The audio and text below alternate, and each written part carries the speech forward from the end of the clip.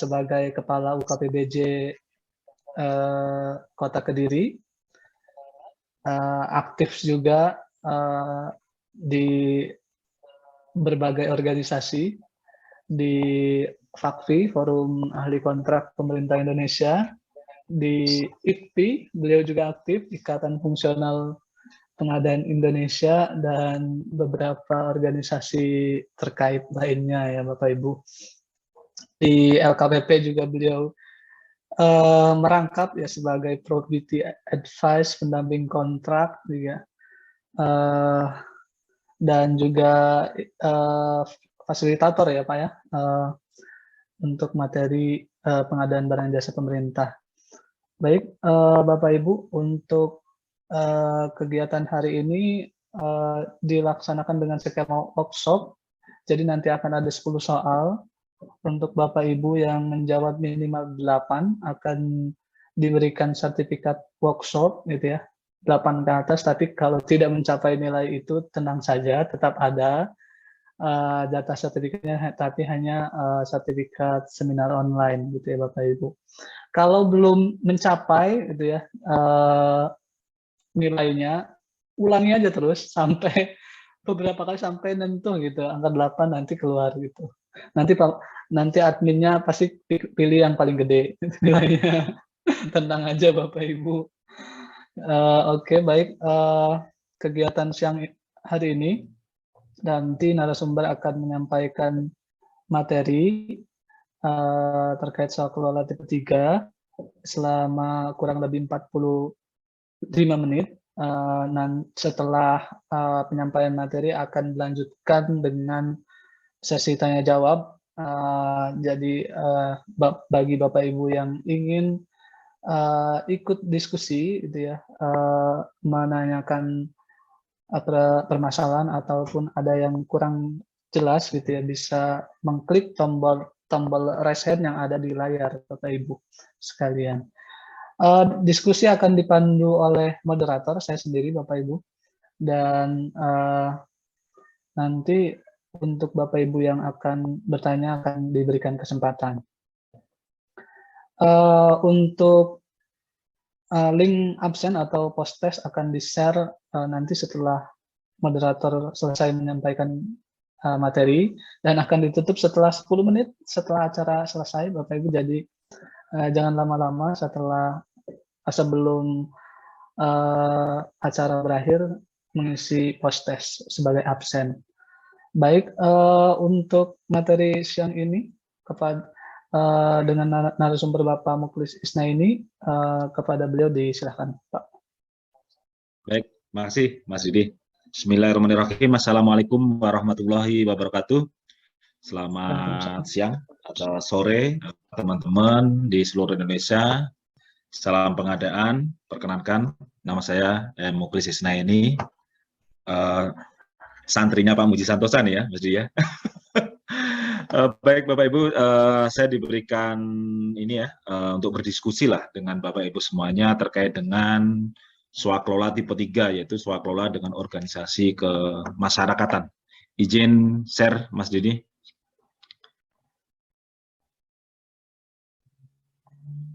Oke. Jelas Mas Didi ya?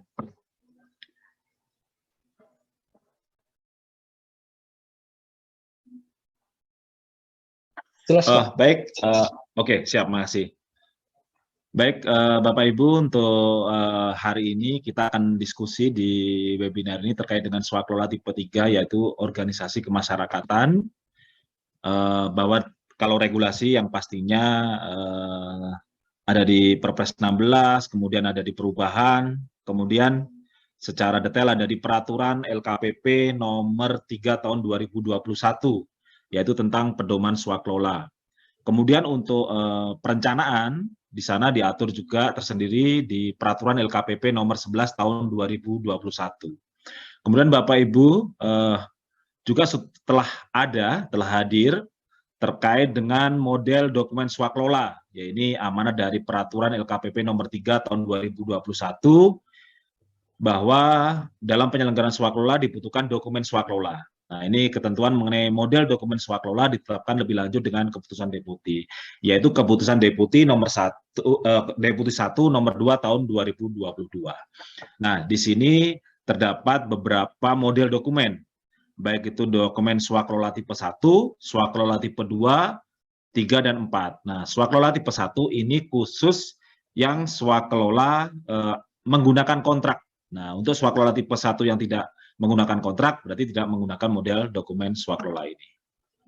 Nah, ini Bapak Ibu, bahwa swaklola ini adalah cara memperoleh barang jasa yang dikerjakan sendiri oleh KLPD, atau dikerjakan oleh KLPD lain, ormas, atau oleh kelompok masyarakat. Jadi Bapak Ibu, konsep pengadaan barang jasa ini adalah sedapat mungkin kalau bisa dikerjakan sendiri, gitu. Maka dikerjakan sendiri. Gitu. Jadi memanfaatkan sumber daya internal yang dimiliki, memanfaatkan SDM yang dimiliki. Nah, apabila itu tidak dimungkinkan, maka dengan menggunakan penyedia. Nah, ini Bapak Ibu, bagaimana mengidentifikasi cara pengadaan barang jasanya, gitu kan. Maka apabila barang jasa itu tidak tidak dapat gitu, dilaksanakan dengan penyedia, maka dengan pengadaan barang jasa melalui swaklola. Demikian juga apabila bisa melalui penyedia, ini pun akan ditinjau lagi apakah sesuai dengan tujuan swaklola. Maka kalau iya, maka dilakukan dengan swaklola. Kalau memang tidak sesuai dengan tujuan swaklola, maka dilakukan melalui penyedia. Nah, ini bagaimana cara mengidentifikasi pengadaan barang jasa ini melalui swaklola kah atau melalui penyedia.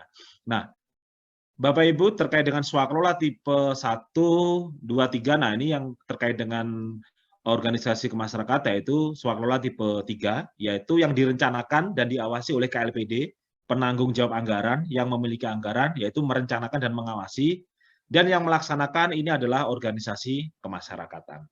Nah, tujuan swaklola dengan ormas, yaitu swaklola tipe 3 ini dipilih untuk memenuhi kebutuhan barang jasa pemerintah. Dalam pelaksanaannya membutuhkan kompetensi seperti yang dimiliki ormas, ya kan? Misalnya dalam program-program pendampingan masyarakat miskin, perempuan, pelaku usaha kecil mikro, setelah penelitian untuk mendorong penguatan kebijakan. Nah, tujuan diantaranya membantu pemerintah dalam meningkatkan kualitas dan jangkauan layanan, meningkatkan partisipasi masyarakat dalam proses pembangunan, jadi keikutsertaan aktif masyarakat di dalam proses pembangunan, meningkatkan efektif dan efisiensi kinerja ormas, dan meningkatkan kemampuan teknis SDM. Ini adalah beberapa tujuan dari swaklola yang dilaksanakan dengan ormas.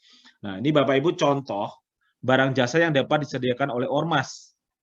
Misalnya penyelenggaraan pendidikan dan atau pelatihan, kursus, penataran, seminar, lokakarya atau penyuluhan, kemudian barang jasa yang dihasilkan oleh usaha ekonomi kreatif, budaya, dalam negeri untuk kegiatan pengadaan festival, seni, budaya, sensus, survei, pemrosesan data, promosian kebijakan publik. Nah, ini bisa dilakukan melalui swaklola kepada ormas.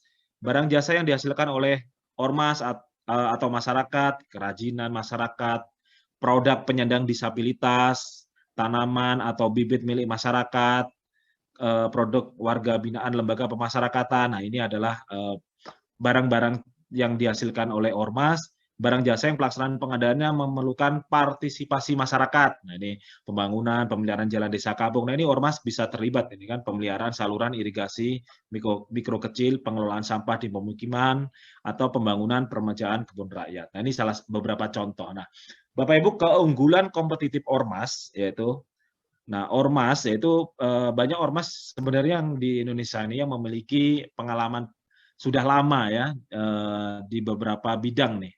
Misal bidang pelayanan masyarakat, bidang pendidikan, kesehatan, lingkungan, ini ada termasuk diantaranya adalah Fatayat NU, Muslimat, Aisyah, kemudian di bidang peningkatan partisipasi masyarakat dalam politik, ya kan, ada gerakan sosial, peran watchdog, advokasi, dan tata kelola pemerintahan. Di sini ada ICW, Seknas Fitra, kemudian bidang peningkatan kapasitas, pendampingan, fasilitasi, pemberdayaan, ada lembaga pemberdayaan perempuan, kepala keluarga, PEKA, dan banyak lembaga-lembaga lainnya. Kemudian bidang penelitian, studi-studi akademik, dan untuk rekomendasi kebijakan, studi evaluasi beberapa lembaga yang bekerja di hari ini, diantaranya AK3, PSAK, dan LSAM. Nah, ini sebenarnya sudah banyak sekali organisasi masyarakat yang sudah terlibat gitu kan di dalam pelaksanaan kegiatan-kegiatan swaklola tipe 3 ini. Nah, ini Bapak Ibu tahapan swaklola yang pastinya diawali dari perencanaan swaklola, persiapan, pelaksanaan, pengawasan, dan sampai dengan serah terima. Nah, ini tadi perencanaan swaklola diatur dalam peraturan LKPP nomor 11 tahun 2021, kemudian di peraturan LKPP nomor 3 tahun 2021 mengatur persiapan sampai dengan serah terima. Nah, peraturan LKPP persiapan ini adalah setelah anggarannya tersedia, setelah disahkannya anggaran. Gitu. Nah, ini Bapak Ibu tahapan swaklola yaitu dari perencanaan, persiapan, pelaksanaan, pengawasan, sampai dengan pertanggungjawaban dan serah terima pekerjaannya. Nah, ini kalau perencanaan sesuai dengan peraturan LKPP nomor 11 tahun 2021 tahapannya yaitu ada identifikasi pengadaan barang jasa, penetapan jenis barang jasanya, cara pengadaannya, pemaketan dan konsolidasinya, waktu pemanfaatan dan anggaran pengadaan. Nah, ini sama seperti perencanaan di pengadaan barang jasa melalui penyedia. Nah, ini jangan lupa Bapak Ibu juga pelaksanaan kegiatan yang swaklola ini juga diinputkan ke dalam sirup, juga diumumkan ke dalam RUP. Maka diharapkan pengumuman ini juga akan menginformasikan bahwa ada kegiatan yang bisa dilaksanakan ya oleh ormas. Jadi ormas bisa tahu nih ada kegiatan-kegiatan yang bisa mereka ikut serta di dalam pelaksanaan kegiatan di pemerintah. Jadi mereka akan lebih tahu lebih awal nih terkait dengan kegiatan-kegiatan apa saja yang memang diswakelolakan. Nah, Bapak Ibu untuk penyelenggara swaklola tipe 3 yaitu dilaksanakan oleh lembaga swadaya masyarakat (LSM) atau organisasi masyarakat sipil. Nah, ini juga diantaranya swaklola tipe 3 ini juga dilaksanakan oleh perguruan tinggi swasta atau organisasi profesi. Kalau dulu perguruan tinggi swasta tidak jelas ya statusnya ini di swaklola tipe berapa. Yang dulu itu ada MOU dengan yayasan gitu kan. Nah, sekarang bisa langsung dengan perguruan tinggi swasta. Nah, persyaratan ormas penyelenggara swaklola diantaranya berbadan hukum yayasan atau berbadan hukum perkumpulan yang telah mendapat pengesahan badan hukum dari Kementerian Hukum dan HAM. Kemudian mempunyai status valid keterangan wajib pajak berdasarkan hasil konfirmasi status wajib pajak. Memiliki struktur organisasi pengurus, memiliki anggaran dasar AD/ART, mempunyai bidang kegiatan yang berhubungan dengan barang jasa diadakan, berarti sesuai dengan visi misinya, mempunyai atau menguasai kantor, kemudian mempunyai personel tetap dengan keilmuan dan pengalaman teknis menyediakan atau mengerjakan barang jasa yang sejenis. Kemudian dalam hal calon pelaksana swaklola, nah ini bisa melakukan juga kemitraan. Nah, organisasi kemasyarakatan di sini yaitu selanjutnya disebut ormas, yaitu organisasi yang didirikan, dibentuk oleh masyarakat secara sukarela berdasarkan kesamaan aspirasi, kehendak, kebutuhan, kepentingan, kegiatan, dan tujuan untuk berpartisipasi dalam pembangunan demi tercapainya tujuan negara kesatuan Republik Indonesia yang berdasarkan Pancasila. Nah, kalau perguruan tinggi swasta, ya ini perguruan tinggi yang didirikan dan atau diselenggarakan oleh masyarakat. Kemudian kalau organisasi profesi, di sini ada serikat berbadan hukum yang terbentuk dari beberapa individu dengan profesi sama, serta dilengkapi sistem kerja dan peraturan dalam rangka untuk mengembangkan profesionalitas dan mencapai tujuan bersama. Nah, itu adalah penyelenggara swaklola di swaklola tipe 3, yaitu ormas. Kemudian Bapak Ibu dilanjutkan dengan persiapan pelaksanaan pengadaan di swaklola tipe 3 ini, yaitu dari penetapan penyelenggara swaklola, kemudian nanti ada menyusun rencana kegiatan, menyusun jadwal, mereview spektek dan KAK, mereview RAP, kemudian dilakukan finalisasi dan penandatanganan kontrak swaklola.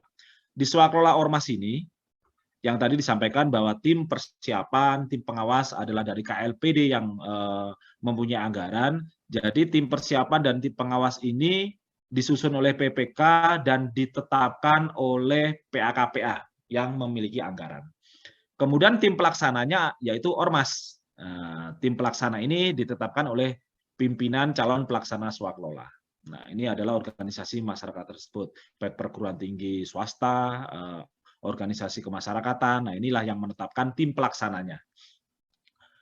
Nah, ini beda dengan kalau swaklola tipe 4 yang kemarin tuh. Jadi yang tim persiapan, tim pengawas, tim pelaksana ditetapkan oleh kelompok masyarakat. Kemudian kalau di rencana kegiatan, ini tim persiapan yang menyusun kemudian ditetapkan oleh PPK. Jadwal pelaksanaan, tim persiapan ditetapkan PPK, kemudian dilakukan review spek KAK oleh tim persiapan, kemudian ditetapkan PPK, dilakukan review RAP, rencana anggaran biaya oleh tim persiapan dan ditetapkan oleh PPK, dan dilakukan finalisasi penandatanganan kontrak oleh PPK dan pimpinan calon pelaksana swaklola. Nah, ini adalah tahapan-tahapan di dalam persiapan pelaksanaan swaklola. Nah, Bapak Ibu, untuk penetapan penyelenggara swaklola, maka setelah anggaran disahkan ini ya, setelah anggaran tersedia, maka PPK melakukan survei pasar terkait dengan calon pelaksana swaklola. Apakah calon swaklola ini hanya satu, atau memang ada beberapa calon pelaksana swaklola ini yang bisa memiliki kemampuan. Maka nih apabila hanya satu, maka PPK menyampaikan permintaan kesediaan kepada calon pelaksana swaklola. Nah, apabila diidentifikasi ternyata ada lebih dari satu calon pelaksana yang dinilai mampu, maka PPK dapat melakukan proses pemilihan dengan meminta calon pelaksana swaklola yang berminat mengajukan portofolio dan proposal kepada PPK. Nah, ini Bapak Ibu, PPK dapat menetapkan lebih dari satu calon pelaksana swaklola. Memang kalau ada kegiatan mungkin lebih dari satu, maka bisa ditetapkan beberapa calon pelaksana swaklola. Kemudian dapat melakukan dengan cara negosiasi teknis dan biaya. Kemudian negosiasi teknis biaya ini bertujuan untuk mendapatkan satu harga dan teknis terbaik yang sama untuk seluruh calon pelaksana swaklola. Jadi pelaksanaan pemilihan ini tidak sama dengan pelaksanaan seperti seleksi di dalam penyedia ya.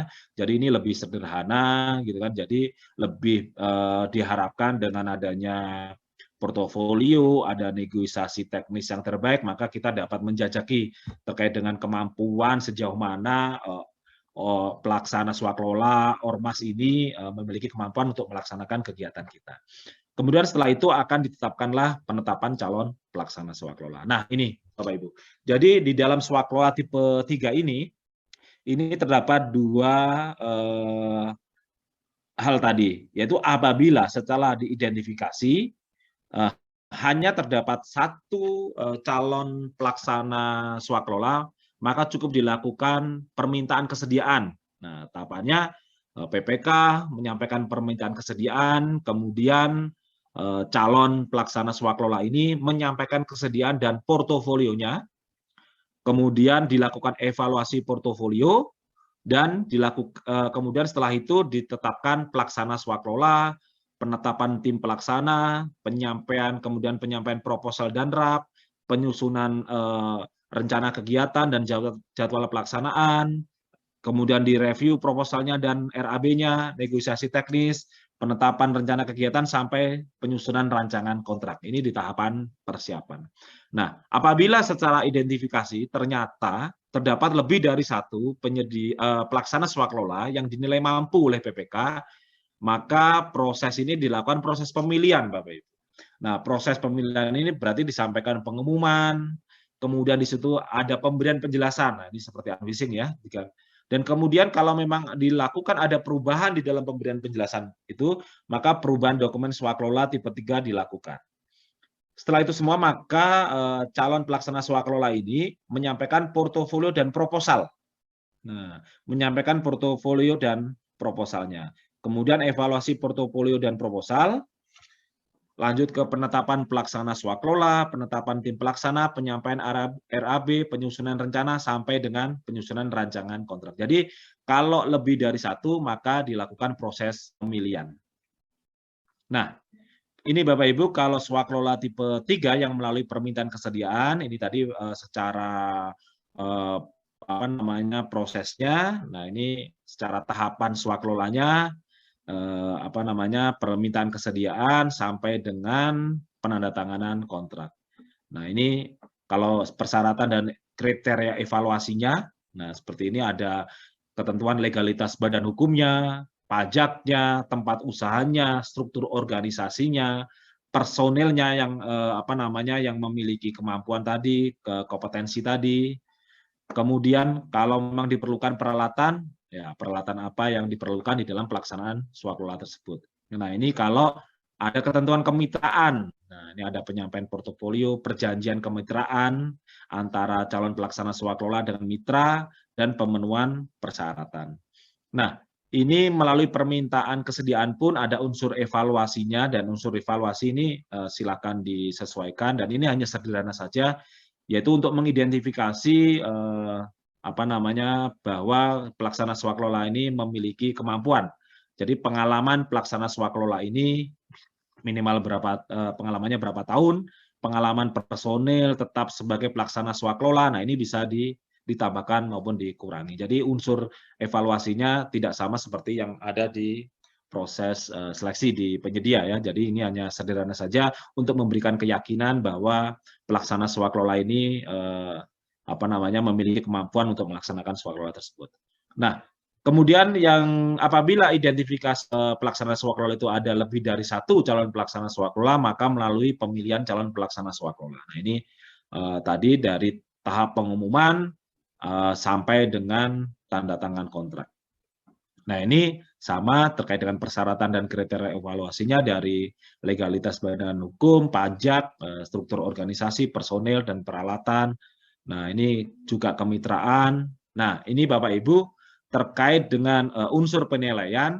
Nah, ini unsur penilaian ini bisa sampai dengan pengalaman pelaksanaan swaklola. Nah, ini dinilai nih antar satu dengan yang lainnya sebagai calon pelaksana swaklola. Jika lebih dari satu, dari pengalaman personil, metodologi pelaksanaannya, rencana jadwal pelaksanaan kegiatan, bagaimana mitigasi resiko monitoring dan evaluasinya. Nah, ini silakan diberikan pengurangan atau penambahan terkait dengan unsur, ataupun juga disesuaikan terkait dengan bobot yang dihitung nih di dalam evaluasi persyaratan pemilihan calon pelaksana swaklola. Nah, Bapak Ibu, di dalam pelaksanaan swaklola, ini pastinya yang disampaikan tadi ada tim persiapan, tim pelaksana, dan tim pengawas. Tim persiapan dan tim pengawas ini adalah tim yang dibentuk oleh KLPD penanggung jawab anggaran. Nah, tim persiapan ini anggotanya juga boleh merangkap sebagai tim pengawas. Nah, bisa. Yang tidak boleh tim persiapan atau tim pengawas ini juga merangkap di tim pelaksana. Kenapa? Karena tim pelaksana ini posisinya adalah di ormas, di organisasi masyarakat atau organisasi profesi atau perguruan tinggi swasta. Nah, Bapak Ibu, sangat dimungkinkan di dalam tim pelaksana ini membutuhkan tenaga ahli yang di luar dari tenaga ahli yang dimiliki atau tenaga di lapangan. Maka sangat dimungkinkan untuk tenaga ahli ini paling banyak 10% dari jumlah tim pelaksana atau sekurang-kurangnya 1 orang. Tenaga ahli pendukung lapangan termasuk dalam bagian kontrak swaklola. Nah, tenaga ahli bisa jasa konsultan atau jasa tenaga ahli ini juga dimasukkan ke dalam kontrak swaklola dengan ormas tersebut. Bapak Ibu, untuk 3 tim tadi, tim persiapan memiliki tugas menyusun rencana kegiatan, jadwal pelaksanaan, serta rencana biaya. Kemudian tim pelaksana memiliki tugas melaksanakan, mencatat, mengevaluasi, dan melaporkan secara berkala kemajuan pelaksanaan kegiatan dan penyerapan anggaran. Nah, ini ada yang di tim pelaksana di ormas. Tim pengawas memiliki mengawasi persiapan dan pelaksanaan fisik maupun administrasi swaklola. Tim pengawas hadir sejak awal melakukan pengawasan secara berkala, bertahap, pelaporan, ya kan. Kemudian sebelum serah terima maka tim pengawas ini melakukan pengecekan nih terkait dengan hasil dari pekerjaan dari tim pelaksana tersebut. Nah, ini Bapak Ibu spesifikasi teknis KAK RAP diantaranya. Di spesifikasi teknis di sini kalau ada KAK ini ada latar belakang, maksud tujuan, spek tag barang jasa, jangka waktu pelaksanaan, kalau dimungkinkan ada kebutuhan tenaga ahli, tenaga kerja, gambar, rencana kerja untuk pekerjaan konstruksi. Nah, tapi konstruksi ini pastinya konstruksi-konstruksi yang sederhana. Kemudian di rencana anggaran biaya, ini yang boleh ada gaji tenaga ahli, teknis, upah tenaga kerja, mandor, kepala tukang, honor narasumber, honor tim penyelenggara swaklola, diantaranya honor dari tim pelaksana swaklola dari ormas tadi boleh mendapatkan honor di dalam pelaksanaan kegiatan swaklolanya. Kemudian ada biaya bahan material, kemudian biaya jasa lainnya apabila diperlukan, biaya lainnya yang dibutuhkan, perjalanan, rapat, komunikasi. Nah, Bapak Ibu, data informasi yang dapat digunakan dalam menentukan besaran biaya diantaranya yaitu gaji personil dari kontrak yang pernah atau sedang dilaksanakan. Misal kalau dari ormas tersebut pernah melaksanakan kegiatan, maka kita bisa menyusun rapnya, ya rapnya yang diajukan ini berdasarkan gaji personil atau kontrak yang pernah dilaksanakan. Kemudian informasi biaya harga satuan yang dipublikasikan secara resmi oleh KLPD. Nah, bagaimana jika di dalam pelaksanaan swaklola tipe 3 ini yang dilaksanakan ormas, ini ada pengadaan barang jasanya, yang pastinya di dalam pelaksanaan kegiatan pasti ada kebutuhan barang jasa gitu kan, untuk mendukung kegiatan swaklola tersebut. Maka dimasukkan ke dalam kontrak swaklola dan dilaksanakan sesuai dengan mekanisme yang berlaku di pelaksanaan swaklola. Jadi apabila kebutuhan barang jasa ini termasuk di dalam kontrak swaklola, maka yang melaksanakan pengadaan barang jasanya adalah tim pelaksana dari organisasi masyarakat tersebut. Nah, bagaimana cara pelaksanaannya? Ya sudah mengikuti mekanisme yang berlaku di pelaksanaan swaklola. Misal kalau memang sesuai dengan prinsip dan etika di dalam pengadaan, gitu kan, bagaimana di pasar yang berkembang, nah ini bisa diikuti. Nah, bagaimana jika dalam hal pelaksanaan swaklola tidak bersedia, tidak mampu untuk melaksanakan pengadaan bahan, material, jasa lainnya, pendukung yang dibutuhkan dalam pelaksanaan swaklola, maka pengadaan tersebut dilakukan melalui kontrak terpisah. Nah, ini kontrak terpisah oleh PPK dengan mekanisme pengadaan sesuai dengan ketentuan peraturan pengadaan barang jasa. Sangat dimungkinkan sekali tim pelaksana swaklola ini tidak mampu untuk melaksanakan kebutuhan barang jasanya.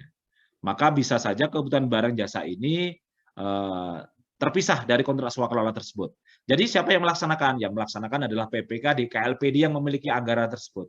Nah, bagaimana mekanismenya? Ya sesuai dengan pengadaan barang jasa sesuai dengan Perpres 16 dan perubahannya dan pelaksanaannya. Jadi bisa pengadaan barang jasa itu secara dimasukkan ke dalam kontrak swaklola. Jadi yang melaksanakan adalah tim pelaksana swaklola dari ormas, atau memang kalau tidak mampu bisa dipisahkan dan dilaksanakan oleh PPK di KLPD yang memiliki anggaran tersebut. Kemudian Bapak Ibu, setelah semua tahapan itu dilakukan, maka dilakukan penandatanganan kontrak swaklola. Tapi sebelum penandatanganan kontrak swaklola, maka perlu dilakukan rapat persiapan nih penandatanganan kontrak. Nah, ini tetap harus dilakukan rapat persiapan penandatanganan kontrak. Kebutuhan pengadaan barang jasa melalui penyedia tadi diidentifikasi, apakah mungkin dimasukkan dalam kontrak swaklola atau karena ketidakmampuan maka dikeluarkan dari kontrak swaklola, kemudian dilakukan penandatanganan kontrak. Maka PPK dan tim pelaksana swaklola menandatangani kontrak setelah memeriksa rancangan kontrak dan membubuhkan paraf pada setiap lembar dokumen kontrak. Nah, kontrak ini dibuat sekurang-kurangnya 2 kontrak asli, terdiri dari kontrak asli pertama untuk PPK, kemudian kontrak asli kedua juga untuk pimpinan, ini organisasi kemasyarakatan. Nah, apabila diperlukan dapat dibuat rangkap atau salinan kontrak tanpa dibubuhi materai. Bapak Ibu, kontrak mulai berlaku pada tanggal penandatanganan kontrak oleh para pihak atau pada tanggal yang ditetapkan di dalam kontrak. Silakan diatur di dalam kontrak yang disepakati. Kemudian kapan penandatanganan kontrak ini dilakukan? Ya, penandatanganan kontrak dilakukan setelah DIPA atau DPA disahkan. Nah, itu tadi. Jadi penandatanganan kontrak harus menunggu kepastian anggaran itu tersedia. Nah, ini contoh kontrak swaklola. Contoh kontrak swaklola ini ada di model dokumen swaklola ini Bapak Ibu. Nah, ini sudah ada pokok perjanjian yang isinya para pihak, ya kan? Terus kemudian dokumen-dokumen terkait dengan kontrak ini. Kemudian ada juga di situ diatur terkait dengan SSUK, nah, syarat-syarat umum kontrak.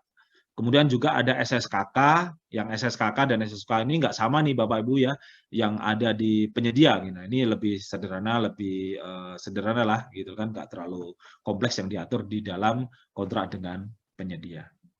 Nah, kemudian setelah adanya penandatanganan kontrak, maka tim pelaksana swaklola melakukan kegiatannya, yaitu tim pelaksana melaksanakan swaklola sesuai dengan apa jadwal dan tahapan yang telah disepakati di dalam kontrak swaklola. Pelaksanaan dilakukan sesuai dengan KK yang ditetapkan oleh PPK, pengajuan kebutuhan tenaga kerja, sarana prasarana, peralatan, material, bahan sesuai dengan rencana kegiatan. Nah, ini untuk pelaksanaan kegiatannya. Penggunaan tenaga kerja, sarana prasarana, peralatan, dan material, bahan sesuai dengan jadwal pelaksanaan. Kemudian di dalam tahapan-tahapan pelaksanaan, maka tim pelaksanaan juga menyusun laporan terkait dengan penerimaan, bahan, penggunaan bahan, tenaga kerja, sarana, prasarana, kemudian menyusun laporan swaklola dan selalu didokumentasikan sesuai dengan yang diatur di dalam kontrak. Kemudian PPK melakukan pembayaran, pelaksanaan swaklola sesuai dengan kesepakatan yang tercantum dalam kontrak.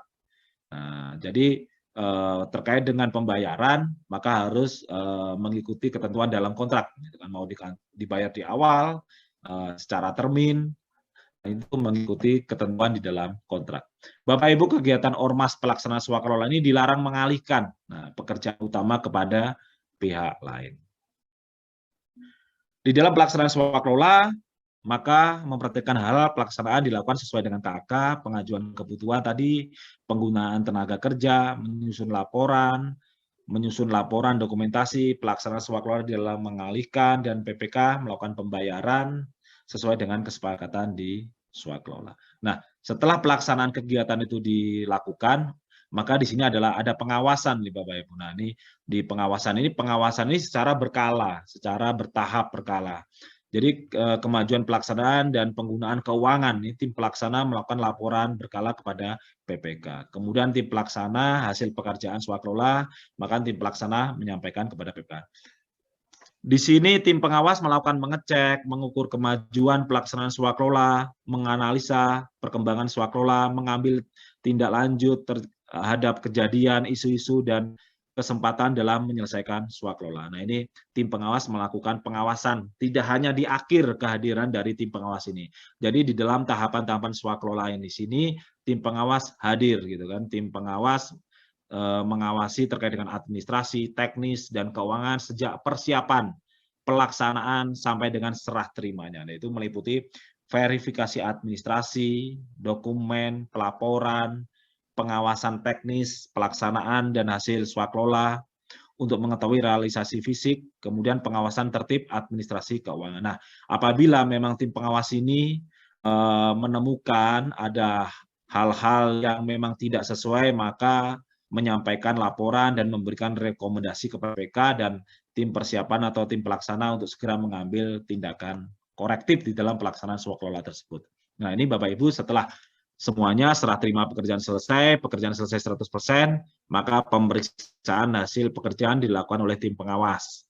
Kemudian ada berita acara hasil pemeriksaan, tim pelaksana menyerahkan hasil pekerjaan dan laporan pelaksanaan kepada PPK dengan adanya berita acara serah terima, dan PPK menyerahkan barang jasa hasil pekerjaan kepada PAKPA.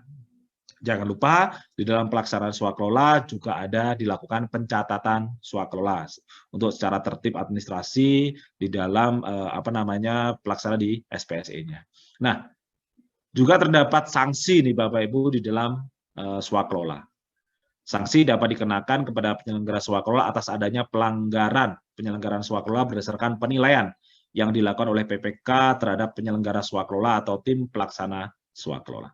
Penilaian PPK terhadap penyelenggara swaklola dapat berdasarkan atas penilaian PPK secara mandiri atau laporan dari tim pengawas.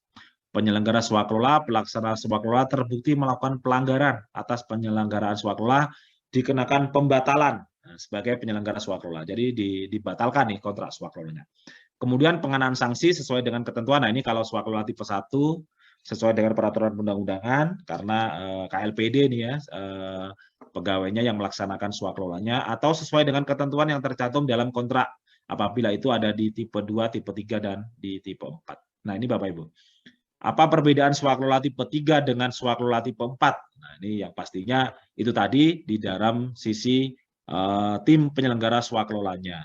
Kalau tim di tipe 3, tim persiapan, tim pengawasan itu ada di KLPD, tim pelaksana di Ormas. Kalau di swaklola tipe 4, tim persiapan, tim pelaksanaan, tim pengawas yang menetapkan adalah kelompok masyarakat. Apakah swakelola tipe 3 sama dengan hibah dan bansos? Yang pastinya tidak. Kalau hibah dan bansos adalah sumbangan pemerintah daerah untuk ormas, pokmas yang tidak mengikat, sementara itu swakelola dengan ormas adalah kontrak profesional nih, untuk menyediakan barang jasa antara pemerintah dengan ormas. Nah, ini apa namanya tidak sama ya. Jadi hibah bansos dengan kegiatan swakelola yang dijalankan oleh organisasi kemasyarakatan. Apakah ormas boleh mengambil profit, keuntungan dari kegiatan swakelola yang dilaksanakan? Nah, yayasan dan perkumpulan ormas merupakan entitas nirlaba nih Bapak Ibu. Dan di dalam aturan dinyatakan tidak bisa mengambil margin profit. Namun dalam swakelola tipe 3, ormas bisa memasukkan komponen biaya overhead sebagai input berdasarkan best practice-nya. Organisasi nirlaba dapat memasukkan komponen biaya overhead berkisar 5% dari total biaya pelaksanaan swakelola. Nah, misal kalau di dalam pelaksanaan swakelola ini ada sisa dana kegiatan, apakah bisa dimanfaatkan oleh ormas untuk melakukan kegiatan-kegiatan yang lainnya, gitu kan, Bapak Ibu. Nah, ini apa namanya tidak bisa dilakukan untuk itu. Nah, ini harusnya karena ini bukan dimaksudkan untuk membiayai kegiatan ormas, tetapi ini adalah kegiatan pengadaan barang jasa yang dilaksanakan oleh ormas dari kegiatan dari pemerintah. Jadi tidak bisa kalau ada sisa anggaran kemudian dimanfaatkan untuk kegiatan ormas, dan ini harus dikembalikan. Nah, Bapak Ibu di ormas di dalam menjalankan perannya ini sudah tadi yang di awal bahwa sudah sangat nyata nih, terbukti mampu bekerja secara profesional dalam ragam bentuk kerjasama baik dengan pemerintah maupun dengan lembaga-lembaga internasional. Kan sudah banyak sekali kegiatan-kegiatan ormas gitu kan, kerjasama dengan ormas. Cuman kadang yang saya lihat memang kadang belum apa ya, pemerintah mungkin belum banyak gitu kan memberikan kesempatan kepada ormas untuk apa namanya melaksanakan kegiatan-kegiatan pemerintah. Kemudian keunggulan lain dari ormas yang profesional adalah mereka sangat mengenal konteks dan kondisi lokal dari masyarakat dan kerap bekerja bersama masyarakat secara partisipatif. Jadi ormas ini lebih dekat lah dengan masyarakat itu kan. Secara konteks mereka lebih tahu bagaimana kondisi iklim di masyarakat. Jadi kalau kegiatan itu dilaksanakan oleh mungkin swakelola tipe 3, ormas itu akan lebih mengena gitu kan, akan lebih secara pendekatan kepada masyarakat akan lebih mengena kepada masyarakat. Misal kalau ada apa namanya penyuluhan terkait dengan KB misalnya, kita kan pemerintah juga bisa bekerja sama dengan organisasi masyarakat yang visi misinya adalah terkait dengan keluarga berencana gitu kan. Nah, itu kesejahteraan keluarga. Nah, ini bisa terlibat di dalam pelaksanaan swakelola tersebut. Nah, ini Bapak Ibu LKPP juga tadi sudah mengeluarkan model dokumen swakelola. Nah, baik swakelola tipe 1, kalau tipe 1 yang pastinya yang kontraktual. Tidak semua tipe 1 itu kontraktual. Kemudian swakelola tipe 2, 3, dan 4, ya ini silakan di-download di sipraja.lkpp.go.id. Nah, ini silakan di-download di sipraja.lkpp.go.id. Nah, ini kalau di swakelola tipe 3 ini tadi sudah sangat lengkap, contoh dokumennya dari KAK, surat permintaan kesediaan, sampai berita acara persiapan penandatanganan kontrak, sampai dengan contoh dokumen pelaksanaan dan serah terimanya. Nah, ini sudah lengkap ada di sipraja.lkpp.go.id. Demikian juga yang melalui pemilihan calon pelaksana swakelola juga sudah dari surat pernyataan minat, portofolio, proposal, ini sudah ada contohnya di sipraja.lkpp.go.id. Nah, demikian Bapak Ibu yang dapat saya sampaikan. Saya serahkan kembali ke Mas Didi.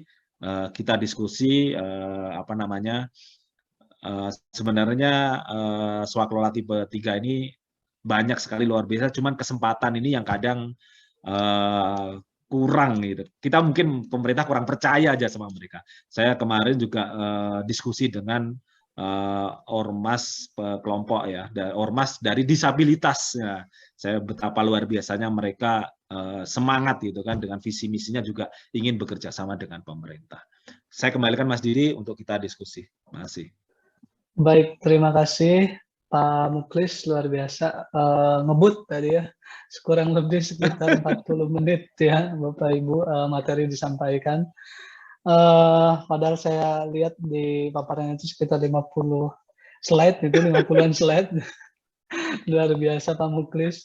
Baik, kita perbanyak diskusi Bapak Ibu terkait swaklola. Memang tadi sudah disampaikan sangat rinci sekali, mulai dari perencanaan, terus persyaratan swaklola tipe 3 itu seperti apa saja gitu ya, persiapannya bagaimana, sampai pelaksanaan dan pengawasan serah terimanya. Bahkan sanksi juga tadi disebutkan gitu ya. Baik Bapak Ibu, untuk Bapak Ibu yang ingin berdiskusi terkait materi kita pada siang hari ini terkait swaklola tipe 3 dengan Ormas, agar bisa melakukan raise hand, ya klik tombol raise hand di layar Zoom Bapak Ibu sekalian. Silakan.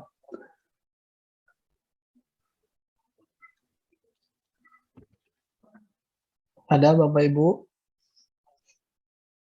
Ada di chat kayaknya ya, mesti ya. Iya, di chat sudah ada, tapi kalau Bapak Ibu yang ingin raise hand terlebih dahulu, kami beri kesempatan.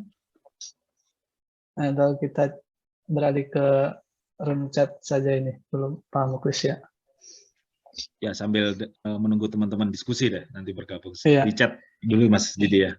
Iya, dari ini Ibu atau Bapak nih? Oh, Ibu mungkin ya, atau Bapak Okto Tena ini dari Biro PBJ NTT, ada orangnya mau menyampaikan langsung Pak ke Pak Muklis biar langsung ditanggapi dan diskusi bareng-bareng.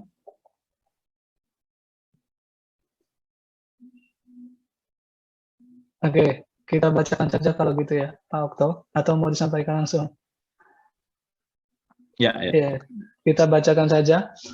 Ya, dari Bapak Okto Tena ini, Pak Muklis, untuk pelaksanaan DAK pembangunan atau rehab sekolah saat ini apakah dapat dilaksanakan dengan swaklola tipe 3 gitu. Konstruksi ini Pak. Ya. Baik, makasih Pak Okto ya. Jadi memang di dalam DAK itu boleh dilakukan dengan swaklola kan kembali. Nah, swaklola juga tidak diatur. Swaklola tipe berapa? Mau 1, 2, 3 atau 4. Kembali lagi Bapak Ibu, ini pekerjaan konstruksi. Nah, sekarang kita lihat bagaimana terkait dengan tujuan swaklolanya. Apakah tujuan swaklola itu bisa tercapai dengan kegiatan tersebut dilaksanakan dengan swaklola. Nah, Bapak Ibu untuk mengidentifikasi juga bahwa kalau di KLP dia melaksanakan, berarti swaklola itu karena tupoksinya. Kalau di Ormas, nah ini berarti kan karena visi misinya, gitu kan. Karena memang visi misinya dari Ormas tersebut. Kalau di swaklola tipe 4, berarti karena kemampuan, ada kemampuan di dalam pelaksanaan swaklolanya. Nah, ini perlu diidentifikasi nih, Bapak Ibu yang Pak Okto yang saya sampaikan tadi, gitu kan. Nah, apakah pekerjaan itu hanya bisa dilakukan dengan swaklola untuk konstruksi? Tidak. Nah, kita coret lagi. Apakah pekerjaan itu bisa dilakukan penyedia? Oh, bisa. Nah, kita lihat lagi. Mungkin nggak pekerjaan itu dilakukan swaklola? Kita lihat tujuan swaklola. Nah, ya kan, tujuan swaklola. Nah, apakah Ormas itu bisa melaksanakan konstruksi secara visi misinya? Nih, pekerjaan secara visi misinya, gitu. Nah, sekarang yang sering terjadi yang saya lihat di dana DAK itu, ya mohon maaf ya, kadang banyak sekali pelaksana-pelaksana swaklola itu yang sebenarnya tidak memiliki kemampuan untuk melaksanakan kegiatan swaklola tersebut gitu. Tetapi kembali lagi ya mohon maaf dipaksakan gitu kan, dipaksakan nggak tahu karena mungkin supaya tidak tender ya kan, supaya tidak tender gitu kan. Tapi kan kembali lagi nih Bapak Ibu, pekerjaan swaklola ini pun juga pekerjaan-pekerjaan yang sederhana, yang pemeliharaan yang sifatnya sederhana. Gitu. Nah karena apa? Ini ada pertanggungjawaban terkait dengan pelaksanaan swaklola ini, ya kan? Dibutuhkan kemampuan teknis, dibutuhkan keahlian. Nah, ini apakah Pokmas ini memiliki kemampuan terkait dengan pelaksanaan secara konstruksi tersebut. Kalau memang secara visi misinya dari ormas itu adalah untuk membangun seandainya, ya sangat sangat mungkin sekali gitu. Tapi kan kembali lagi ini adalah untuk pekerjaan-pekerjaan yang sederhana, pekerjaan-pekerjaan yang konstruksi sederhana gitu kan. Bukan kalau bagaimana jika pekerjaan konstruksinya itu adalah apa namanya tidak sederhana, ya KLPD yang melaksanakan. Nah, nanti baru mungkin kalau memang itu diserahkan kepada ormas, ya ormas diserahkan dihibahkanlah bangunan hasil konstruksi itu kepada organisasi kemasyarakatan kan gitu. Jadi lakukan identifikasi, jangan dipaksakan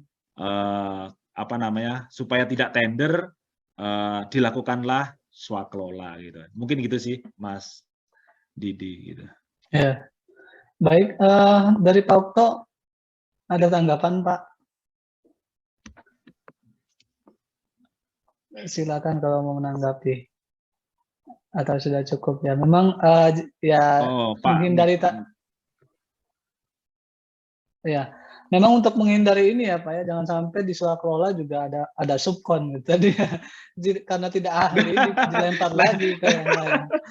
Enggak, bukan khawatir saya, ini kembali lagi gitu. Supaya menghindari tender, lakukan swakelola, ya kan? Nah, tetapi realitanya yang melaksanakan adalah penyedia gitu. Nah, bukan subkon lagi ini kan. Nah, ini gitu. Jadi kembali lagi dilihat gitu kan secara visi misi, kalau di swakelola oleh kelompok masyarakat secara kemampuan apakah mampu. Nah, ini kalau terjadi permasalahan di konstruksi, siapa yang bertanggung jawab nantinya. Nah, ini karena apa? Di konstruksi ini adalah dibutuhkan keahlian, dibutuhkan keteknisan gitu kan. Jadi perlu orang-orang yang memiliki kemampuan tersebut gitu loh. Nah, bagaimana kalau makanya untuk apabila konstruksi ini pekerjaan konstruksi pun konstruksi yang sederhana, rehabilitasi kan, rehab, drainase, pavingisasi, irigasi. Jadi pekerjaan-pekerjaan yang sederhana saja gitu kan. Nah, jangan terus bangun sekolahan. Nah, ini ya kan. Nah, ini kan ada titik resiko yang kalau dilaksanakan oleh orang yang tidak memiliki kompetensi kan jadi masalah nantinya. Gitu sih, Mas Didi. Iya, baik. Sudah cukup ya Pak Okto. Selanjutnya Ibu Mudiarti sudah resen. Oke. Silakan Bu.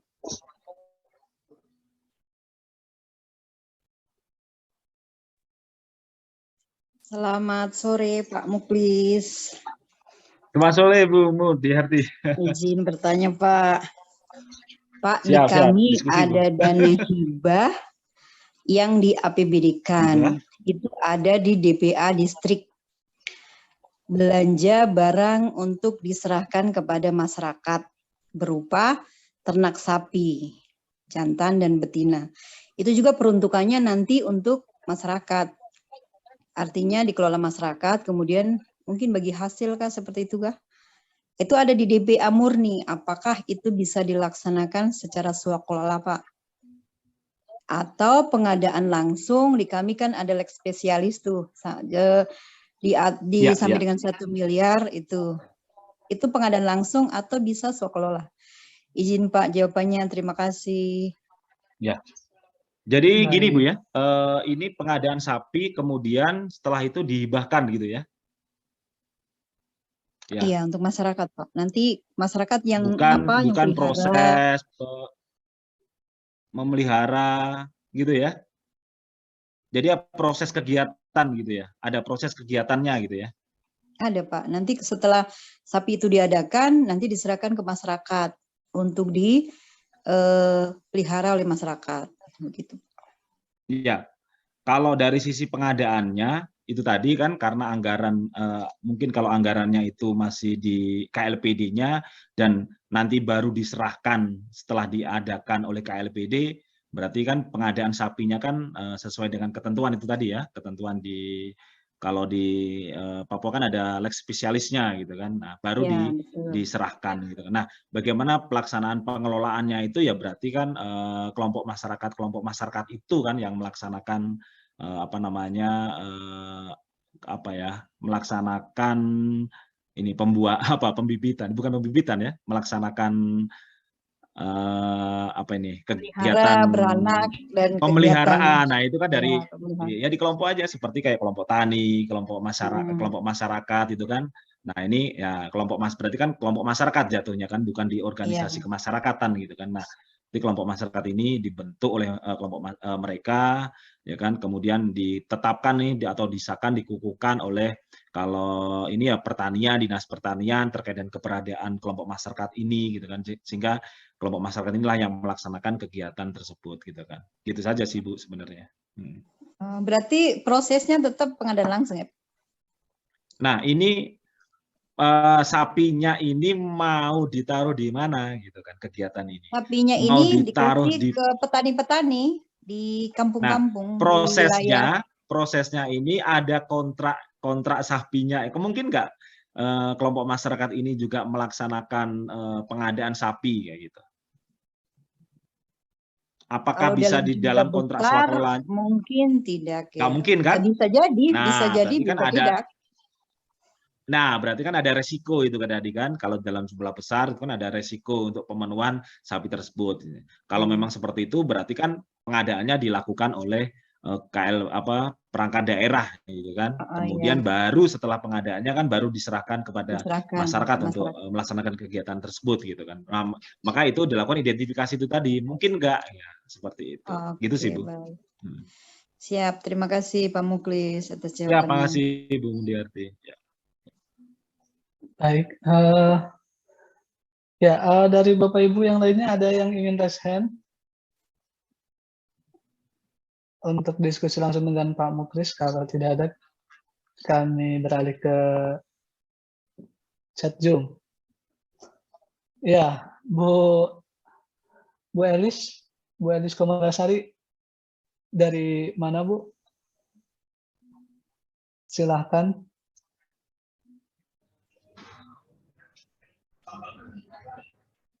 Dari Sumedang, Pak.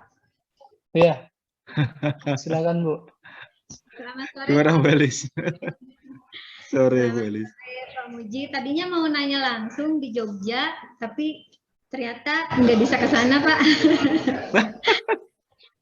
Ini, Pak, mengenai kegiatan yang bintek kompetensi level 1, umpamanya di kita mau ada mau diadakan anggaran untuk bintek tersebut.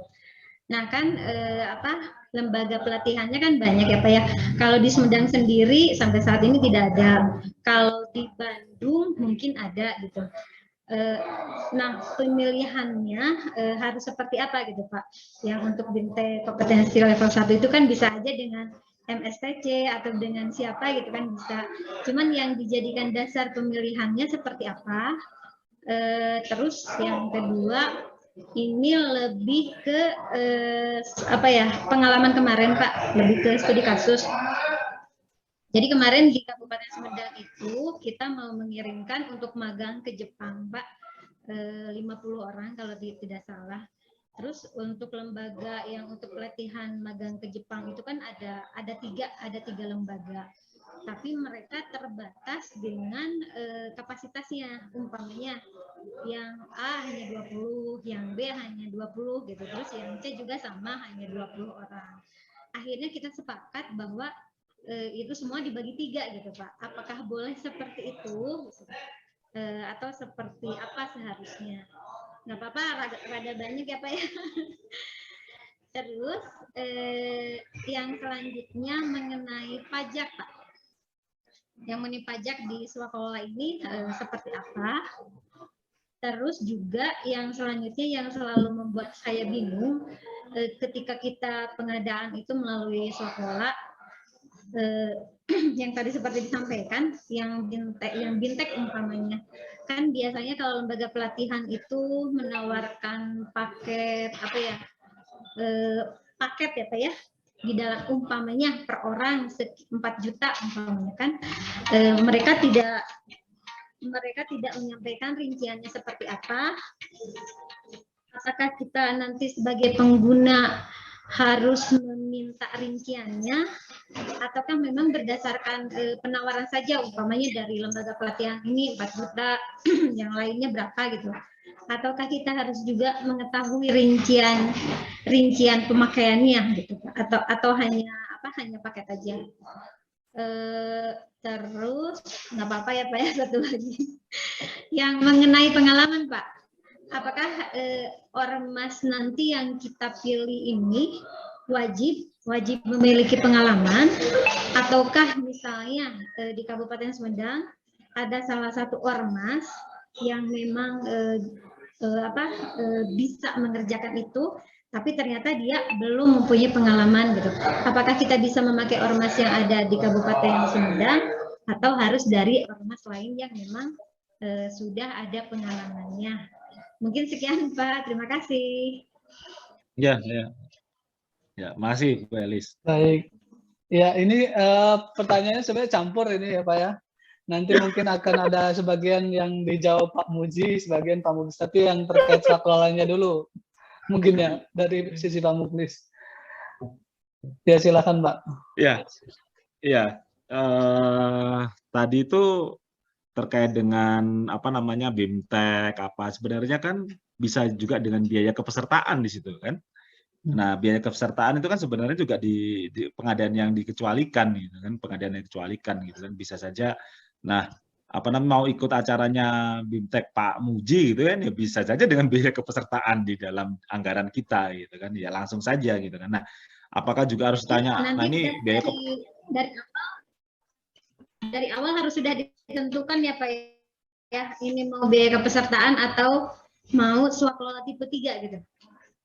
Nah, sekarang kalau swaklola itu secara penganggarannya kan berbeda Bu dengan biaya kepesertaan.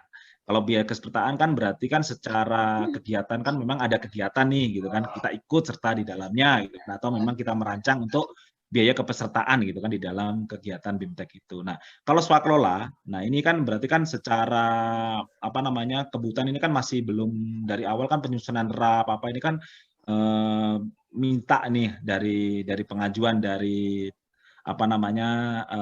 lembaga tersebut gitu kan. Nah, ini sekarang BIMTEK misal dari perguruan tinggi nih bisa mengadakan BIMTEK, berarti kan bisa dengan swaklola tipe 2 kan gitu kan, peningkatan SDM seandainya, atau perguruan swasta gitu kan, bisa dengan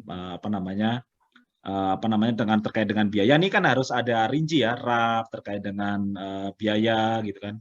Atau juga sebenarnya ada standar nih, PNPB ya kalau nggak salah, itu ada standar ini terkait dengan BIMTEK, PIM 2, PIM 3 kan gitu kan sekarang. Nah, ini kepada kita, PPSDM kita kerjasama dengan PPSDM provinsi seandainya. Ini kan juga swaklola, itu kan swaklola kepada KLBD yang lain. Nah, ini kan sudah secara harga kan sudah ada standarnya dari mereka. Nah, kita juga tidak perlu harus meminta, kalau seperti itu sudah ada standarnya dari mereka, ya kita tidak perlu harus meminta, Pak rinciannya ini buat apa saja sih sebenarnya gitu kan. Tapi kalau memang dari kita yang menyelenggarakan, terus kita ada pengajuan dari mereka perguruan tinggi swasta kan tidak ada standar ya. Nah, itu bisa kita sampaikan berapa biaya untuk kegiatan tersebut gitu kan. Nah, itu bisa dilakukan pengajuan proposal dan RAP-nya gitu kan untuk disampaikan gitu. Tapi kecenderungan sih sebenarnya untuk sederhananya sih kalau kegiatan-kegiatan pelatihan itu ya bisa dengan biaya kepesertaan, itu kan lebih mudah lagi gitu kan. Kalau biaya kepesertaan ya jangan diminta ini untuk apa saja nih Pak.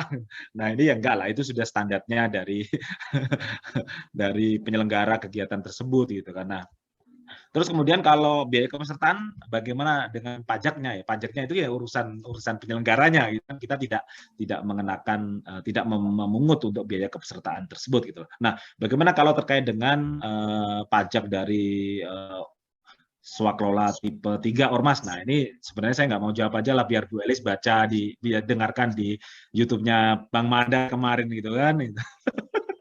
Sudah sangat jelas di situ dijelaskan terkait dengan organisasi kemasyarakatan, apakah organisasi berbadan ini adalah badan gitu kan, terus kemudian sebagai subjek pajak gitu kan, apakah kemudian ini adalah PKP, apakah dikenai PPN atau juga PPH karena ini non profit, apakah ada PPH-nya. Nah, ini biar penasaran Bu Elis lihat di MS Training Consulting YouTube-nya yang Pak Mandar terkait dengan perpajakan swaklola gitu kan.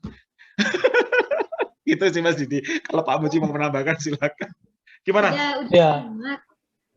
Kemarin udah nyimak Pak, cuman ada sedikit apa ya? Ada sedikit atau saya yang salah ini persepsinya. Kalau yang di Pak Mandar itu disampaikan umpamanya yang Pokmas, ibaratnya ada honor untuk apa ya, petani umpamanya mau apa konstruksi bikin jalan atau apa, ibaratnya yang ininya petani yang memang tidak mempunyai NPWP, kalau tidak salah nyimak gitu, karena kan Pokmas tidak berhak memungut pajak ya Pak ya. Terus petani juga bukan PKP gitu. Makanya ada ucapan yang menyampaikan bahwa nanti dipungut sama bendahara gitu. Tapi waktu saya menyimak yang disampaikan Pak Muhlis gitu, itu tidak gitu. Makanya saya agak sedikit bingung juga ini yang mana, atau saya sendiri yang salah persepsi gitu Pak. Nah, ini Pokmas ya, pajak kelompok masyarakat. Gitu. Ya. Jadi yang sampaikan Pak Mandar juga, yang sering diskusi dengan saya juga, bahwa Pokmas ini kan bukan subjek pajak juga gitu kan, dia juga bukan objek pajak. Jadi Pokmas di saat anggaran ini diserahkan kepada kelompok masyarakat, ini tidak bisa seharusnya dipungut atau dipotong sebagai pajak, baik PPN maupun PPh-nya gitu.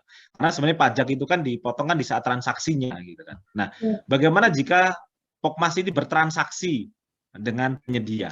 Nah, ini kita lihat, ini kan, apakah kelompok masyarakat ini atau bendaharanya ini sebagai wajib pungut pajak? Nah, ini kan juga tidak, sehingga kan tidak bisa untuk mereka melakukan pemungutan pajak. Nah, siapa? Ya berarti kan penyedia nih yang seharusnya. Kalau memang penyedianya PKP, ya penyedia itu yang membayar pajak gitu dan mengumpulkan pajak. Nah, yang disampaikan Bu Elis tadi, misal anggota kelompok masyarakat ini adalah misalnya ASN gitu kan.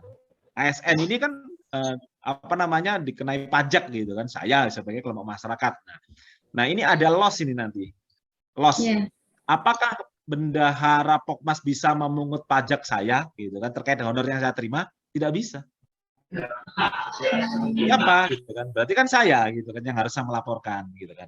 Tetapi supaya tidak loss tadi itu, makanya untuk honor ini tadi berarti bisa dipungut oleh bendahara dari pemerintah gitu kan, yang mendekati kan bendahara pemerintah itu menurut Pak Mandar. Jadi nah itu harus dituangkan di dalam kontrak swakelolanya bahwa terkait dengan honor yang apa namanya dia dikenai pajak PPh-nya, maka bendahara ini bisa memungut pajak. Kalau tidak seperti itu maka akan loss gitu. Nah itu. Jadi di situnya. Nah, bagaimana kalau tukang ini ya? Saya kira kalau tukang kuli atau ini mandor itu berapa sih mereka bisa dikenai pajak? Saya kira kan tidak, mereka tidak akan terkena pajak ya, kalau nggak salah berapa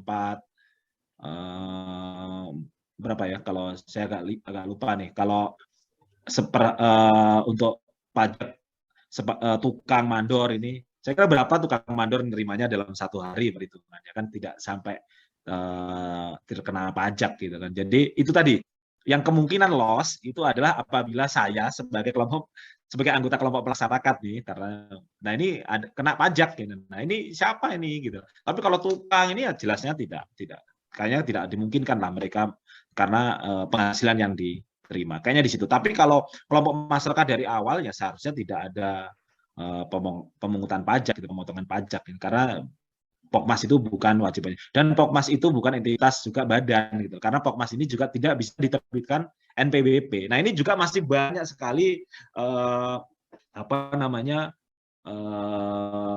perbedaan persepsi. Di beberapa daerah mengatakan Pokmas diterbitkan NPWP. Nah di tempat saya awalnya diterbitkan NPWP, tiba-tiba ada surat NPWP-nya dicabut semuanya. Jadi Pokmas ini bukan entitas badan itu, jadi tidak bisa diterbitkan NPWP. Kayak gitu sih, Bu Elis. Mungkin itu yang penjelasan Pak Mandar biar clear. Ya, bagaimana Bu Elis mungkin untuk terkait BIMTEK gitu ya, dari Pak Muji, Pak bisa menambahkan. Apa pertanyaan tentang BIMTEK tadi? Agak lupa saya. Apa anestesi bisa katanya Pak mengadakan BIMTEK level 1? Kalau di ini bagaimana ini ya, kurang lebih tadi kan Oh, seperti itu itu ya, Bu Elis? ngikuti aturan mekanismenya. Kalau BIMTEK level 1, LKPP kan memfasilitasi yang punya akreditasi. Ya, kalau saya tidak punya Ya, akreditasi. Kalau saya mengadakan atas nama lembaga yang punya akreditasi. IAPI minta saya mengadakan ya. Saya dengan IAPI, dengan Pemda Subang gitu, bukan atas nama MSC, atas nama IAPI ya. Gitu ya. Kebetulan yang punya akreditasi kan IAPI, IAPI, LPKN dan sebagainya itu. Ya, walaupun Pak Muji juga yang pengajarnya ya Pak ya. Jadi itu kan hanya karena saat ini akreditasi LKPP lumayan susah gitu, jadi ya dengan IAPI begitu Bu Elis. Saya menggarisbawahi tentang pajak tadi ya. Jadi pajak swakelola Ya. ada 4 kan. Untuk Ya. kelompok masyarakat tidak ada PPN, PPH ya. Itu tanggung jawabnya kelompok masyarakat atau tanggung jawabnya penyedia sendirilah. Yang POKMAS, yang Ormas, kalau dia Ormas. punya NBWP ya, punya NWP berarti nanti PKP. dia akan dikenai PPH saja. Tapi kalau dia NBWP dan PKP berarti dikenai PPN. PKP. Nah, PPN. sama tadi yang swakelola tipe 2. Kalau dia instansi pemerintah ya berarti tidak ada PPN. Tetapi kalau instansi pemerintah tadi PKP, instansi pemerintah kan ada yang PKP kan, berarti kena PPN. Ya. Nanti kena PPH. Berikutnya yang swakelola tipe 1. Nah, ini kita kan biasakan perbaikan kamar mandi dan sebagainya, nyuruh tukang ya. Kita nyuruh-nyuruh, kita beli bahan sendiri, swakelola tipe 1 itu. Nah, kalau penghasilannya di bawah PTKP ya, penghasilan tidak kena pajak. Misalkan PTKP Sumedang 4,2. Ya, di bawah 4,2. Itu kan sebulan dibagi berapa? 30 atau 25 ya. Misalkan dibagi 30. Sehari kan berarti berapa itu? 400.000. Jadi kalau tukangnya mak dibayar 120.000, nggak kena pajak, nggak kena PPH itu. Ya, jadi kalau tukang tadi PTKP, kalau perusahaan PKP tidak dia. Nah, gitu bedain ya antara PKP dengan PTKP ya. Oke, gitu aja, terima kasih. Siap, makasih Pak Muji. Baik, dari Bu Elis cukup Bu atau ada tanggapan? Yang ini Pak, yang pengalaman Pak, satu lagi belum dibahas Pak. Oh, yang pengalaman ya. Ormas. Ya, memang. Ya, ya. Jadi dilakukan identifikasi nih, Bu Elis. Ada nggak ormas yang secara visi misi ya, secara ini memiliki kemampuan ini untuk melaksanakan kegiatan kita. Nah, ini pertanyaannya, apakah terkait dengan pengalaman ini? Nah, pengalaman itu kan nggak juga mesti harus dengan pemerintah, pengalaman itu. Bisa juga dia menyelenggarakan kegiatan ke ormasannya sejauh mana, ya paling tidak pengalaman itu menjadi pertimbangan gitu. Jangan hal yang baru tidak berpengalaman nanti secara kemampuan malah tidak apa namanya tidak kompeten gitu kan ya. Kalau diharapkannya sih ya memiliki kemampuan, tetapi kan kembali lagi kalau memang tidak ada ya boleh saja, tetapi kan kembali lagi dengan pembinaan ya kan, dilakukan dengan pendampingan, tapi mereka turut serta gitu kan di dalam. Karena apa? Di dalam kegiatan swakelola ini pun juga dilakukan persiapan dan pengawasan oleh siapa? Oleh KLPD gitu. Jadi juga KLPD ini terlibat langsung. Kalau memang tidak ada yang memiliki lebih baik dari itu ya silakan saja sih, ya dimungkinkan saja menunjuk mereka. Tapi kan kembali lagi dengan pengawasan yang lebih ketat gitu kan, yang lebih ketat sehingga diharapkan ya pelaksanaan ini tapi kan kembali lagi ya itu bagus saja karena apa, kita memberikan juga peluang dan memberikan juga mereka memiliki pengalaman kan gitu kan. Jadi ya dimungkinkan saja ya boleh saja untuk mereka dilibatkan. Jadi apa namanya memberikan peluang lah kepada mereka untuk terlibat di dalam. Tapi kembali lagi pengalaman itu tidak mesti harus pengalaman dari pemerintah. Bisa saja ternyata mereka juga sudah pernah melakukan sosialisasi. Oh ternyata pernah mereka melakukan BIMTEK, kegiatan-kegiatan kajian dengan swasta atau dengan lingkungan masyarakat ya silakan saja. Itu sebagai pengalaman mereka. Mungkin gitu sih, Mbak Elis. Iya, terima kasih Pak Muhlis, terima kasih Pak Didi. Ya, sama-sama Bu. Baik Bapak Ibu. Untuk yang lain, masih ada yang ingin diskusi langsung dengan Pak Mukhlis terkait swakelola tipe 3 dengan Ormas? Ini ada tipe 4 ya. Ya, silakan untuk raise hand jika ada. Kalau tidak ada, kita beralih ke chat lagi, chat Zoom. Baik, ya kita ke Zoom dulu mungkin, ke chat Zoom dulu mungkin Pak Muklis. Dari Siap. Pak Yefri Purnama dari Kutai Kartanegara ini. Izin bertanya, di tempat kami ada kegiatan di mana perangkat daerah penanggung jawab anggaran akan melaksanakan swakelola dengan PKK. Ya, PKK berapa gitu ya Pak? Ya, jadi PKK ini sebenarnya juga masuk ke dalam organisasi kemasyarakatan gitu kan. Cuman kan kembali lagi kalau dilihat dari saya juga sebenarnya antara ini ya, kalau dilihat dari persyaratan swaklola di tipe 4 sesuai dengan peraturan LKPP nomor 3 tahun 2021, sebenarnya kan ada hal-hal yang tidak dipenuhi gitu kan oleh PKK ini. Misal terkait dengan penetapan oleh Kemenkumham gitu kan, terkait dengan badan hukumnya ya. Sedangkan PKK ini tidak ada penetapan kan oleh Kemenkumham gitu. Bagaimana terkait dengan NPWP juga. Nah ini juga saya agak mungkin juga Pak Muji nanti saya agak ragu juga. Tapi secara ini PKK ini masuk ke dalam organisasi kemasyarakatan. Cuman kan kembali lagi bisa tidak sih kalau tidak sesuai dengan persyaratan ormas tadi gitu kan, PKK bisa melaksanakan kegiatan swakelola. Nah, kalau sedangkan PKK itu kan juga sebenarnya memiliki visi misi gitu, visi misi banyak sekali gitu kan terkait dengan apa namanya keluarga berencana, banyak sekali visi misi yang dari PKK itu. Sebenarnya ini hal yang menarik yang bisa dikerjasamakan dengan mereka. Cuman kalau dilihat dari syarat untuk ormas bisa kerjasama swakelola itu tadi, badan hukumnya ini harus ditetapkan oleh Kemenkumham gitu kan, atau yayasan gitu kan. Nah ini PKK ini memang di dalam penetapan ormas ini tidak semuanya ormas itu ditetapkan oleh Kemenkumham. Nah mungkin Pak Muji mau menambahkan ini Pak Muji terkait dengan PKK ini. PKK itu tidak kelompok masyarakat Pak Mulis ya? Pokmas. Dia organisasi kemasyarakatan Pak. Jadi ada peraturan yang membentuk itu, ditetapkan oleh peraturan wali kota gitu, kepala daerah kayaknya gitu. Dia tidak masuk di kelompok masyarakat. Tapi kembali lagi pembentukan ormas itu kan banyak macamnya Pak. Bisa yang dibentuk badan yang dibentuk oleh Kemenkumham, regulasi gitu kan, yang membentuknya gitu kan, seperti mungkin KONI gitu, seperti PKK ini tadi gitu kan. Nah ini seperti mungkin apa Korpri kayak gitu. Nah ini ada ormas-ormas yang memang tidak hadir tidak karena harus dibentuk oleh ketentuan Kemenkumham gitu, ditetapkan oleh Kemenkumham. Tetapi di persyaratan swakelola tipe 3 ini, ormas ini badan hukumnya kan harus ditetapkan oleh Kemenkumham. Gitu sih Pak Muji. Ya, Kemenkumham, ada NPWP yang NPWP, ya. ADRT, jadi ya mungkin bisa aja dibawa ke Pokmas saja deh sebagai kelompok-kelompok masyarakat di masing-masing Cenderung ke sana ya Pak Muji. ya gitu. Ya, prinsipnya bukan bagi-bagi dana lah.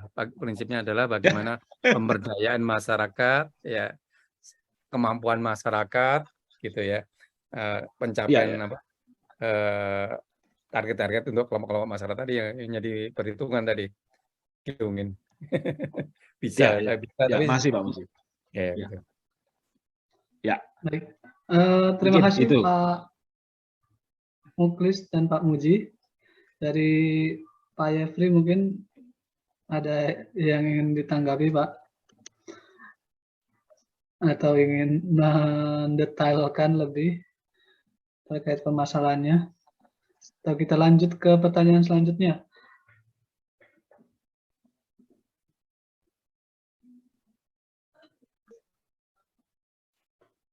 Baik, Bapak Ibu ada yang ingin raise hand? Kalau tidak ada kita ke chat Zoom kembali.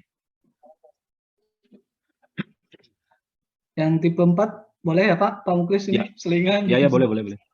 Apa boleh dinas Ya, menyediakan dari honor Bu untuk Elis Ratna Juniarti. Oh ya. Iya, Ya.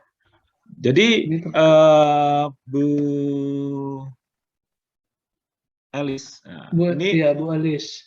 kalau swaklola tipe 4 malah kita KLPD ini kalau menurut saya malah wajib menyiapkan memberikan apa namanya pendukung ya, tim pendukung, memberikan asistensi gitu kan, itu harusnya wajib gitu kan, karena kembali lagi kelompok masyarakat ini dari sisi mungkin teknis, dari sisi administrasi ini mungkin lemah gitu kan, jadi memang harus gitu, harus ada fasilitator. Nah ini fasilitator ini adalah yang di luar kontrak swaklola, jadi KLPD mempunyai anggaran gitu kan. Nah, fasilitator ini diberikan honor boleh, silakan diberikan honor pendampingan, honor. Jadi di kami itu ada Prodamas swaklola tipe 4. Kami pun menyiapkan asistensi fasilitator itu dengan swaklola juga swaklola tipe 2. Nah, ini yaitu perguruan tinggi negeri gitu kan. Nah, di situ disiapkan dari perguruan tinggi itu menyiapkan orang-orang, melatih juga untuk memberikan pendampingan kepada kelompok masyarakat ini, baik dari sisi teknis, keteknisan, maupun dari sisi administrasi. Teknis di sini adalah untuk pekerjaan-pekerjaan konstruksi yang sederhana, misal gambar, menyusun draft gitu. Nah, bagaimana masyarakat kan sangat mungkin tidak tahu gitu kan. Jadi ini boleh diberikan honor gitu kan. Dan jadi di kami pun honornya ada per bulan itu kan diberikan honor gitu kan untuk memberikan pendampingan. Jadi silakan gitu kan, silakan di luar anggaran Pokmas ya Pak, di luar anggaran Pokmas. Jadi itu melekat di KLPD-nya. Jadi perangkat daerah itu memberikan asistensi pendampingan untuk kelompok masyarakat. Jadi boleh silakan diberikan di luar kontrak swakelolanya. Baik, cukup mungkin ya Ibu Elis. Selanjutnya dari Pak Yuda Umbara nih. Pak Yuda ingin menyampaikan langsung pertanyaannya Pak? Atau kita bacakan saja. Ini terkait pengadaan di Dinas Pertanian, Pak Muklis, itu ada pengadaan jalan untuk usaha tani yang dilaksanakan oleh TNI. Ini masuknya swakelola tipe berapa katanya, dan untuk tim persiapan dan pengawasannya itu sebaiknya dari mana? Karena dari Dinas Pertanian kan tidak memiliki kemampuan teknis atau pengetahuan teknis terkait ini tergolongnya konstruksi mungkin sederhana ya Pak. Itu Pak. Ya, sebenarnya kembali lagi lakukan identifikasi gitu kan. Dilakukan identifikasi. Apakah pekerjaan ini tadi tidak dimungkinkan dengan penyedia? Berarti harus dilakukan dengan swakelola. Oh, dengan penyedia. Nah, kembali lagi diidentifikasi apakah pekerjaan ini sesuai dengan tujuan swakelola, itu kan kembali lagi. Nah, kalau memang dari KLPD sendiri tidak memungkinkan untuk melaksanakan itu, ya harusnya diserahkan kepada penyedia. Nah, kalau dilihat sebenarnya ada ketentuan sendiri ya, swakelola kepada TNI itu kalau nggak salah di blognya Pak Muji itu ada regulasinya sendiri nih terkait dengan swakelola kepada TNI. Kalau swakelola kepada TNI berarti kan kecenderungannya kan di swakelola ke tipe 2 gitu kan. Jadi tim persiapan, tim pengawas itu adalah ada di KLPD yang memiliki anggaran. Kemudian TNI ini adalah yang melaksanakan kegiatan tersebut gitu.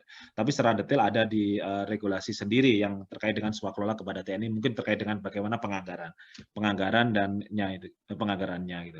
Jadi kembali ke Bapak Ibu, kalau memang dirasa ya kan, teman-teman, tim persiapan dan tim pengawas sebaiknya dari mana? Karena Dinas Pertanian kemungkinan tidak memiliki kompetensi. Nah, satu berarti kalau memang tidak memungkinkan harus dengannya penyedia. Yang kedua, di tim persiapan sama tim pengawas silakan juga menambahkan unsur dari luar yang memiliki kompetensi untuk itu, gitu kan. Misal membutuhkan tenaga konsultan atau tenaga ahli atau tenaga yang memiliki kompetensi ber-SKT, nah itu dimasukkan ke dalam tim persiapan dan juga sebagai tim pengawasan juga boleh, gitu kan. Jadi tidak mesti harus semuanya harus dari KLPD yang memiliki anggaran, tapi boleh juga masih melibatkan tenaga lain di luar pelaksana swakelola baik dari tim persiapan maupun tim pengawas tersebut, sehingga untuk menjamin bahwa yang dilaksanakan itu sudah berjalan sesuai dengan ketentuan. Seperti itu. Kalau memang itu mau dilaksanakan seperti yang disampaikan, silakan dikuati dengan tim pendukung atau tim teknis untuk di dalam tim pengawas atau dan tim persiapan tersebut, gitu. Yang itu di luar dari KLPD, gitu Mas Didi. Ya, baik. Terima kasih Pak Muklis. Sepertinya pertanyaan di chat Zoom sudah terjawab semua. Untuk Bapak Ibu yang masih ingin diskusi, masih ada sekitar waktu 10 menit. Silakan untuk raise klik tombol presennya yang ada Zoom. Kalau tidak ada, ya mungkin langsung kita ke konklusi. Ya, sebenarnya ini juga sih Mas Didi. Ya. Kalau saya lihat diskusi dengan teman-teman di Ormas kemarin dengan disabilitas juga, itu kelihatannya pemerintah itu belum begitu yakin gitu kan bekerja sama gitu kan dengan ormas yang ada itu gitu kan.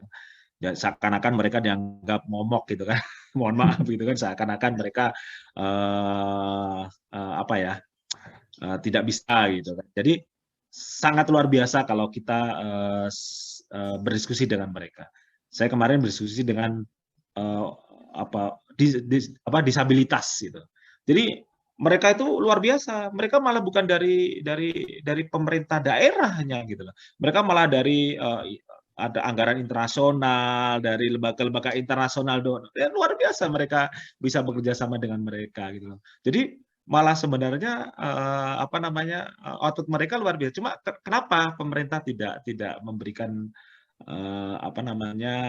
kesempatan kepada mereka untuk terlibat secara langsung. Ini masih sangat sedikit sekali. Kalau di daerah saya kira masih sangat sedikit sekali keterlibatan mereka bisa ikut membangun gitu kan, ikut melaksanakan kegiatan yang ada di KLPD gitu. Ini yang saya rasakan seperti itu. Kelihatannya atau mereka juga kadang merasa kami sulit Pak mengakses informasi, kami harus menghubungi siapa. Nah, ini sangat sulit sekali gitu. Tapi malah mereka bisa bekerja sama dengan lembaga-lembaga yang malah internasional gitu.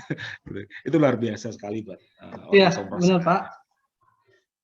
Ya karena memang ini kan yang tipe 3 walaupun dari gembar-gembornya dari 2018 gitu ya Perpresnya, tapi kan detailnya muncul di tahun 2021 gitu ya, mungkin masih tergolong baru mungkin, walaupun ya itu mungkin salah satu alasan. Tapi ada juga mungkin yang memang selama ini pemerintah sosialisasinya terkait suara kelola tipe 3 ini fokusnya ke pemerintah juga gitu ya, dari objeknya sendiri tidak dilaksanakan gitu. Akhirnya mereka yang tadi disebutkan oleh Pak Muklis, kadang mereka nggak tahu gitu kalau ada program seperti itu, ada cara pengadaan yang seperti itu yang bisa mereka kolaborasi antar pemerintah dan organisasi masyarakat gitu ya Pak. Ya. Ya, karena ini kan peserta ini juga mayoritas dari pemerintah semua Pak. Sedangkan untuk ormasnya langsung, peserta langsung direct ke ormasnya, silakan kalau ada visi misi yang sesuai dengan program, semisal di Dinsos atau LHK tentang penelitian-penelitian begitu kan. Saya rasa kayaknya banyak cocoknya terkait ormas itu ke sana tuh ya Pak ya. Terkait penelitian-penelitian begitu. Ya itu. Baik, dari Bapak Ibu masih ada yang ingin didiskusikan? Mungkin kesempatan terakhir, kalau tidak ada ya kita minta Pak Muklis untuk memberikan closing statement-nya. Baik, makasih Mas Didi. Jadi sebenarnya ya luar biasa nih ya peran teman-teman ormas yang ada di sekitar kita itu kan, sangat-sangat luar biasa sebenarnya mereka berkiprah gitu. Cuman kembali lagi yang mereka alami, kami tertutup Pak untuk mengakses informasi terkait dengan kegiatan-kegiatan di pemerintah gitu kan. Terus kemudian kami harus berkomunikasi dengan siapa gitu kan untuk bisa bekerja sama dengan mereka. Sebenarnya visi misi mereka itu sebenarnya luar biasa gitu kan. Kemarin saya sampaikan tadi beberapa ormas juga sempat diskusi gitu kan. Jadi mereka malah banyak yang sudah bekerja sama dan mendapatkan kegiatan-kegiatan dari lembaga-lembaga internasional. Nah, jadi inilah saatnya ya kan kembali lagi bagaimana kita bisa melibatkan mereka baik dari sisi dari penganggaran kita sehingga mereka bisa lebih berdaya gitu kan di dalam memberikan masukan-masukan kepada pemerintah. Jadi berikan kesempatan kepada mereka dan berikan kepercayaan kepada mereka. Ya mudah-mudahan ormas ini bisa berkembang dan maju bersama kita. Mungkin itu sih, Mas Didi. Terima kasih. Baik, terima kasih banyak kepada Pak Muklis. Selanjutnya kepada Pak Muji, Pak. Mungkin ada hal-hal yang akan disampaikan, Pak. Silakan. Cukup Pak Didi, tapi kita berikan apresiasi lah pada Pak Muklis yang telah menyampaikan secara detail mengenai swaklola ormas. Dan saya ucapkan terima kasih pada Bapak Ibu sehingga yang ikut hari ini saya lihat lebih dari 200. Mudah-mudahan kegiatan kita ini bermanfaat. Terima kasih. Wassalam. Baik, terima kasih Pak Muji. Terima kasih Bapak Ibu sekalian. Luar biasa dari tadi jam 1.30 waktu Indonesia Barat sampai dengan sekarang jam 15 kurang sedikit ya, 15 waktu Indonesia Barat. Di timur mungkin sudah jam 5 sore, tapi Bapak Ibu tetap antusias mengikuti kegiatan kita hari ini. Saya selaku moderator mohon maaf atas segala kekurangan. Sampai berjumpa di kegiatan kita selanjutnya hari Kamis mungkin ya, Pak Muji, dengan materi katalog sektoral Kemendikbud kalau tidak salah. Baik, itu saja mungkin Bapak Ibu, kurang lebihnya mohon maaf. Dari saya tutup. Assalamualaikum warahmatullahi wabarakatuh. Waalaikumsalam warahmatullahi wabarakatuh.